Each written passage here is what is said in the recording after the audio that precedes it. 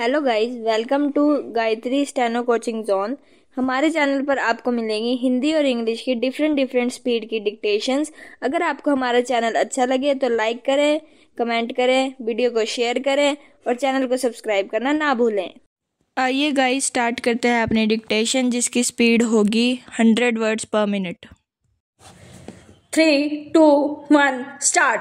आदरणीय उपसभापति महोदय, जो बिल मंत्री जी की तरफ से बाल विवाह के संबंध में पेश किया गया, मैं उसका समर्थन करता हूँ। विराम। मंत्री महोदय ने इस बिल को पेश करते समय देश की जनसंख्या की तरफ भी ध्यान आकर्षित किया है। विराम। मेरा कहना है कि हमारे देश में बाल विवाह को एक अपराध घोषित करना चाहिए और रेडियो और अखबार के माध्यम से इस देश की 60 करोड़ जनता के मन में और उसके बीच में इन साधनों में यह बतलाना चाहिए कि बाल विवाह करेंगे तो उन्हें सजा दी जाएगी। विराम। लेकिन दुर्भाग्य है कि इस देश की सरकार देश की समस्याओं के मसले पर विचार न करके अपने रेडियो और अखबार का इस्तेमाल केवल राजनीति के उद्देश्य से कर रही है। विराम। पहला। उपसभापति जी, इस कानून को लाने के पहले भी सरकार का उद्देश्य यह रहा कि हमारे देश में जनसंख्या की जो बाढ़ आ रही है उस पर नियंत्रण कैसे किया जाए, और यह हिंदुस्तान के लिए एक बहुत बड़ी संख्या है। विराम।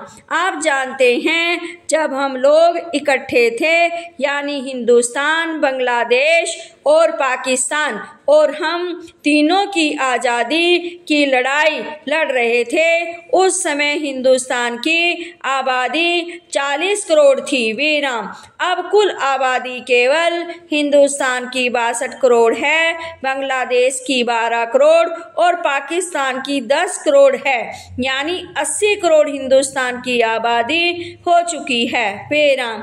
हम अपने देश में जो भी विकास कर रहे हैं, इस हमारे विकास के शिशु को बढ़ती हुई जनसंख्या के राक्षस ने एकदम ग्रस लिया है, और हमारे विकास के नवजात शिशु को इस बढ़ती हुई जनसंख्या के राक्षस ने दबोच लिया है। विराम।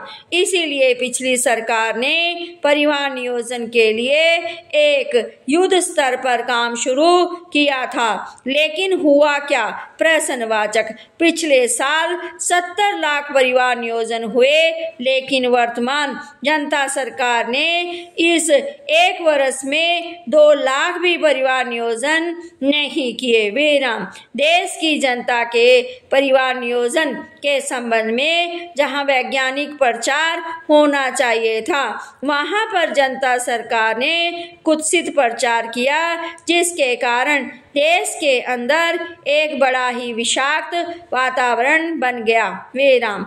मैं आपसे कहना चाहता हूँ, जब पिछली सरकार इस देश में श्रीमती गांधी के नेतृत्व में काम कर रही थी, तो उस समय परिवार नियोजन का युद्ध स्तर पर काम हो रहा था। विराम। उस जमाने में हमारे इलाके में बाढ़ आई हुई थी। विराम। बाढ़ के खत्म होने के बाद गांवों में बीमारी की रक्षा के लिए डॉक्टर लोग गांव में जाकर चेचक के टीके लगा रहे थे। विराम। तो विरोधी दल के लोग, जिनकी हुकूमत चली, और राष्ट्रीय स्वयंसेवक संघ के लोगों ने यह प्रचार किया कि ये टीके चेचक के नहीं हैं, बल्कि ये टीके ऐसे हैं जिससे लोग नपुंसक हो जाएं और उनके कभी बच्चे पैदा न हों।